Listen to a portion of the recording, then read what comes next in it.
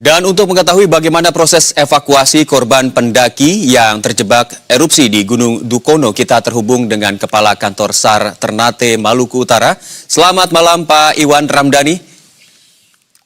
Selamat malam. Pak Iwan, apakah sudah ada informasi terkait 3 pendaki Gunung Dukono yang sebelumnya ditemukan, Pak? Yang belum ditemukan maksud kami. Baik, dapat kami sampaikan bahwa hari ini merupakan hari kedua pencarian terhadap korban akibat erupsi Gunung Dukono, dan dengan target 3 orang pencarian, dan terdiri dari 2 orang warga negara asing Singapura dan 1 orang warga negara Indonesia. Dan alhamdulillah kami bersama dengan tim SAR gabungan tadi melaksanakan kegiatan pelaksanaan operasi SAR yang dimulai pada pukul 6.30 dan berhasil menemukan pada pukul 14.20 waktu Indonesia Timur 1 orang jenazah yang berhasil ditemukan dan dievakuasi, tiba di posko gabungan pada pukul 18.20 waktu Indonesia Timur. Jadi hari ini tim SAR gabungan berhasil mengevakuasi 1 orang dari 3 orang dalam pencarian tersebut.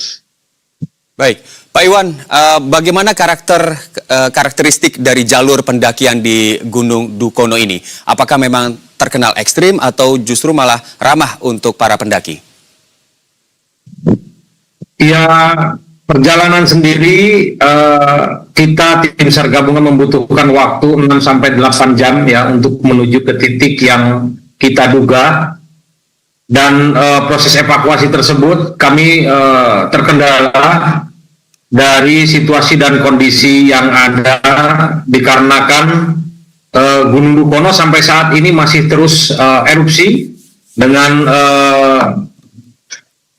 fluktuatif ya, jarak antara letupan yaitu sekitar 30 sampai 60 menit, dengan tinggi kolom rata-rata tadi pagi sempat 3.000, 2.500, dan itu cukup membahayakan sehingga berpengaruh terhadap proses pencarian dan evakuasi tersebut. Baik. Pak Iwan, tadi 1 korban telah ditemukan, kemudian 2 masih dicari oleh petugas gabungan. Bagaimana prediksi Anda, apakah kedua pendaki ini berstatus sama seperti yang ditemukan, atau mungkin ada kemungkinan masih hidup begitu?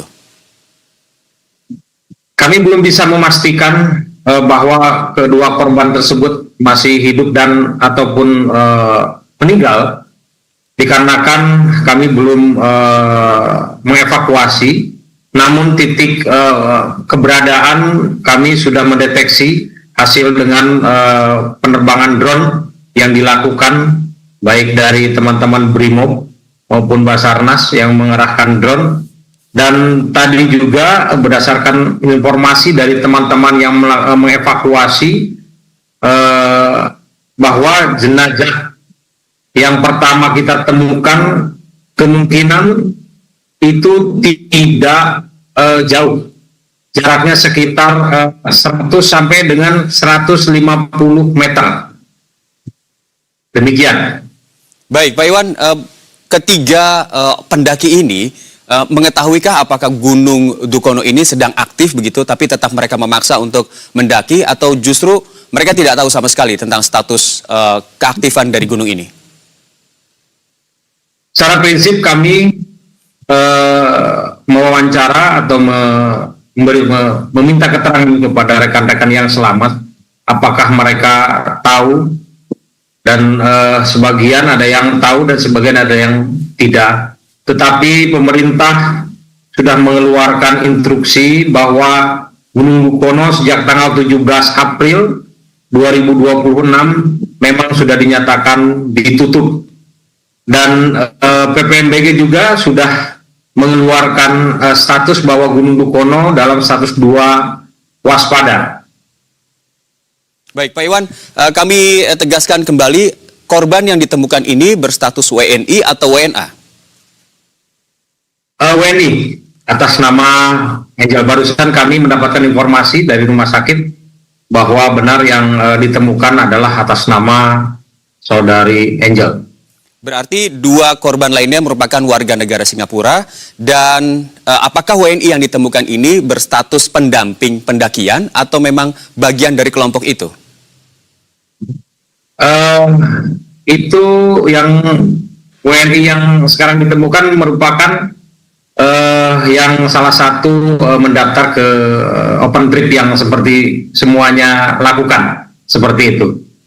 Baik, terima kasih informasinya Pak Iwan Ramdhani, Kepala Kantor SAR Ternate Maluku Utara, atas informasinya, dan semoga korban segera ditemukan. Selamat malam dan selamat kembali beraktivitas. Terima kasih. Malam.